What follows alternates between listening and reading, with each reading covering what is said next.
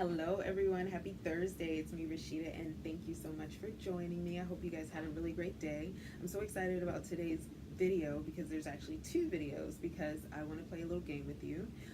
It's going to be in the second video, but for now, we're going to be catching up on our investor series. We're going to do the pros and cons of investing, just a couple of them. So let's start off with investments can be your bank, like, even more fluid than stock in a certain sense if they build up equity, right? So a lot of people use investments to pay for their kids' college, to invest in a business of their own, to buy another rental property or another investment property, which they use to, build up more equity and eventually obtain cash off of the property. One of the cons is that you have to actually maintain that property. So if anything happens, you may lose it, so you have to definitely maintain your property. Another issue is rental properties. A lot of times, if you buy that extra property or you move on from your property, a lot of times people are concerned about renters coming in. They hear all these horror stories about, renters trashing the house and this and that. And that may be possible. You have to take the good with the bad, right? Because one of the good things about a rental property is that you will be making money, right? And that other person will be paying your mortgage and maybe even giving you some funds from that. And you're still building equity. Especially if you're in a situation where you live in the house and you have a part of your house that you can rent out, you can have the opportunity to have most of that mortgage being covered while you still live there, and there's a good chance that they're not going to ruin your house if you guys live in the same place.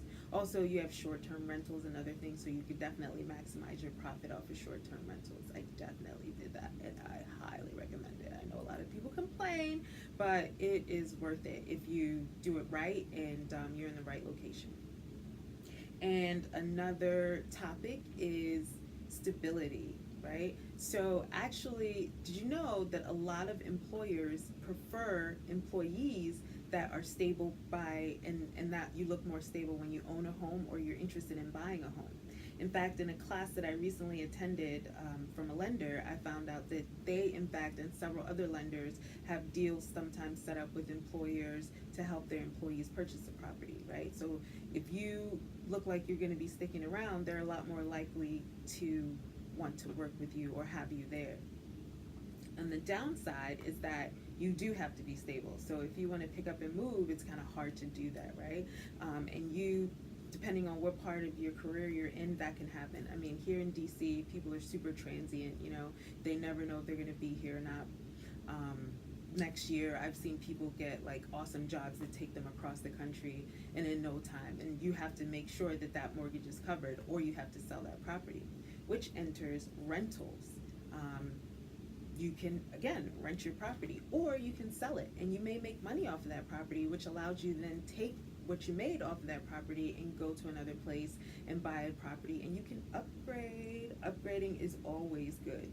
So that is some pros and cons about renting this week, and we're going to cover some more. And look out for our next video. It's going to be fun. Thanks for watching.